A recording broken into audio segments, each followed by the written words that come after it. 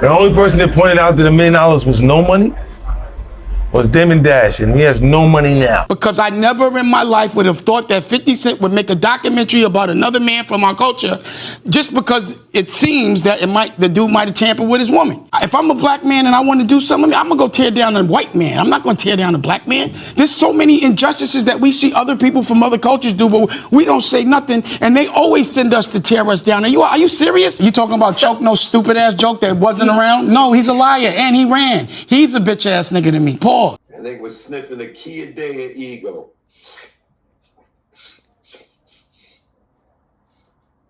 Pause. Pause. Pause. I'm a boss. Pause. Pause. Pause. Pause. That nigga's high off that goddamn ego.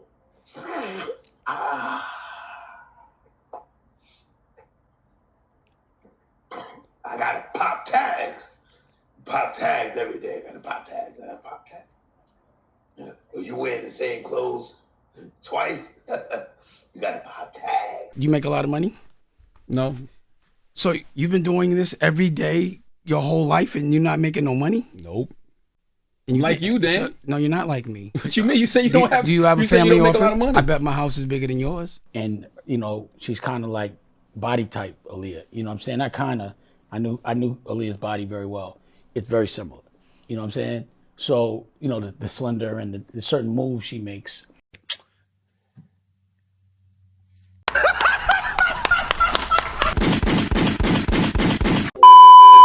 Welcome back, and what's good? This is the Furious Robinson podcast, and I'm your host, Furious, and I'm here to document ego, power, leveraging accountability in hip-hop media. Hit the like button early, drop a comment for the algorithm, subscribe to the channel. This is a Sick Times Media production. You see the planes. The proverbial Chatty Patty, the monologue mogul, is back in the media cycle. Yes, Dame Dash once again shooting at 50. Here we go. So at the end of the day, I like to call this grandstanding 101. This is how you take a moral high ground when you're really just clout chasing. Because at the end of the day, let's just get it very clear. This is not about a Diddy doc. This is not about Netflix or 50 Cent. This is how, if you're Dame, you have to position yourself to make it seem like you're holier than thou. It's just not my job to tell. I'm not a black man that's going to tear another black man down. Let them do that. But also, like if somebody, again, allegedly, it just seems like somebody, violated his baby mother in front of his kid. So, yeah, but that's not how we deal with things from where we're from. You would never go against another black man. You would never speak on another black man like this. But yet, just a couple of months ago, we heard you call Charlemagne the God gay multiple times on the Breakfast Club. Oh, answer the question. Black men can't be gay? Black men that are gay should say they're gay. Well, I'm not gay. You are. So when these street ninjas, when these OGs start to cook and create word salad in real time, I tune out. I'm not going to hold you. This is what it looks like to speak into the void. The Diddy Combs Reckoning. Did you check it out? Yeah, I saw it. Okay, so we know that you were saying that it was not going to come out. So how do you feel that it actually is out now? I honestly thought, based on like moral codes and like coming from where like a street ethic, I honestly didn't think that he would ever do that. Why though? Because I wouldn't. So let's just be real. This video is about one thing: legacy and boss moves. Power plays only. Because as I look at the field, as I see men creating their art in real time, all I see is Dame Dash podcasting, trying to stir up chaos in the algorithm, trying to essentially bring up so many names that he has to fall into that SEO. So if we're speaking business jargon, if we talk in the family office, this is salacious and egregious from Dame Dash to continue to not put out any businesses, no vertical integration, nada, but continue to speak on other men. So when you take these types of moral high grounds, I can't respect it. I don't respect it because your peers are lapping you. They continue to create. If we're talking business, creation is the process. Because I get it. You gave us paid in full, stamped, solidified. That's no debate. But classics don't pay the bills. Classics not going to pay them current invoices because 50 Cent is still in the streets and active, gathering territory, getting Netflix deals, getting distribution deals, really putting a stamp on his legacy. I'm not going to do that because that platform is not black owned.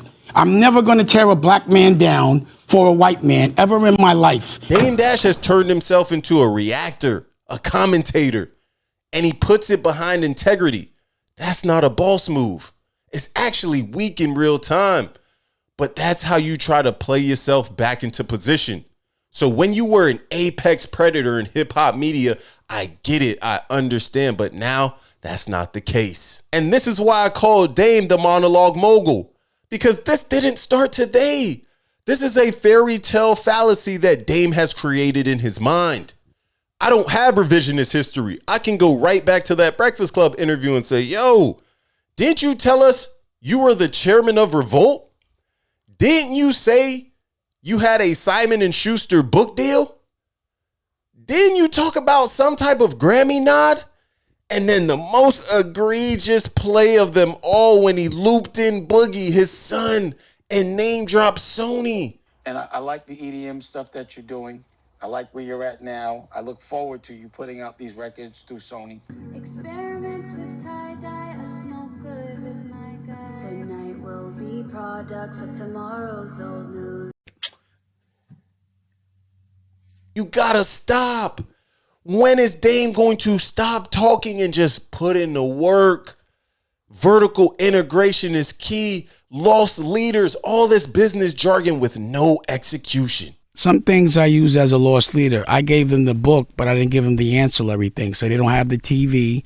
They don't have. So I just use that as a lost leader to stimulate the other verticals. He can't sign a book there. He probably got an imprint because he would have a boss if he had an Well, no, imprint. I have an imprint with Simon & Schuster. Well, my family office got the book deal.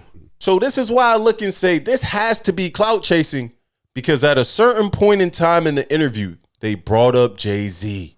They brought up Aaliyah. And if you know Dame, he has this interesting soul tie with Aaliyah.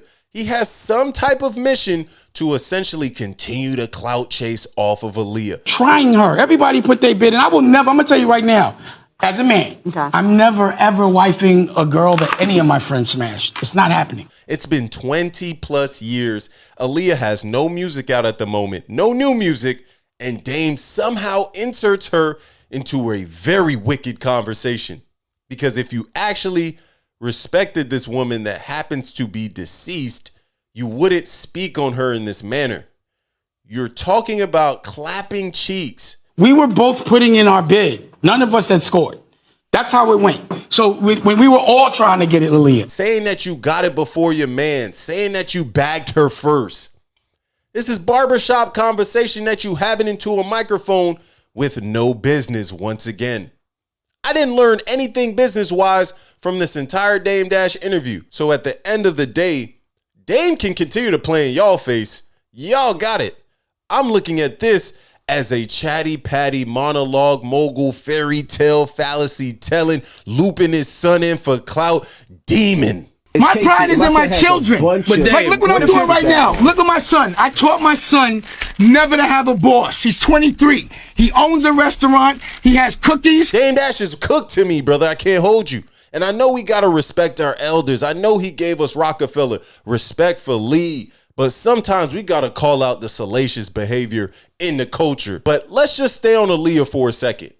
Right now, he's running around with Nicky Licky, his protege, who clout chases off of Aaliyah's name. That's just egregious in itself. But the way he speaks on the deceased, the way he speaks on this woman that I'm assuming he had some type of love for at one moment in time, the fact that you bagged her before your mans, the fact that you not coming behind your mans, all this type of wicked barbershop talk for somebody that you may have loved and respected, don't make sense to me. Jay-Z takes out loans for $200 million mansions. These mansions have historic artwork in them. Jeff Koons balloons to be exact. And what is Dame Dash doing? Sitting up on some version of The View. I have no idea what this is. Chatting about 50. Chatting about Diddy. Chatting about Aaliyah. So let me know in the comments, is this not a proverbial Chatty Patty in real time? Yes, Dame helps find the talent. He opened the doors. He matters. But here's the accountability piece. Finding talent is not the same as sustaining relevance. And leadership without evolution becomes nostalgia with the microphone. Because to me, the culture owes Dame nothing. His last real heat was in 2004. We can't leverage these bars forever, brother. And this is where I see ego and power tarnish a man's legacy in real time. The Diddy Combs Reckoning. Did you check it out? Yeah, I saw it. Okay, so we know that you were saying that it was not going to come out. So how do you feel that it actually is out now? I honestly thought, based on like moral codes and like coming from where like a street ethic, I honestly didn't think that he would ever do that. Why though? Because I wouldn't. And if I'm being real, it's not really even about Dame. It's how men watch their leverage expire in real time. He's getting lapped and he doesn't even know it. Because instead of pivoting, instead of building, we continue to comment. We continue to react. We watching 50 create. And that's the difference between 50, the real mogul, and Dame Dash, the myth. Jump into the comments and let me know what you think. Is Dame Dash playing chess as he continues to leverage 50's name, leveraging the Netflix doc? That's a chess move to me. It's smart, but it's still Chatty Patty behavior. It's still trying to crawl your way into the algorithm. That's why I don't respect it, because I don't see any business behind it. But you let me know what you think. Hit the like button, drop a comment for the algorithm, subscribe to the channel. This is the Furious Robinson podcast, a Sick Times media production. Stay dangerous.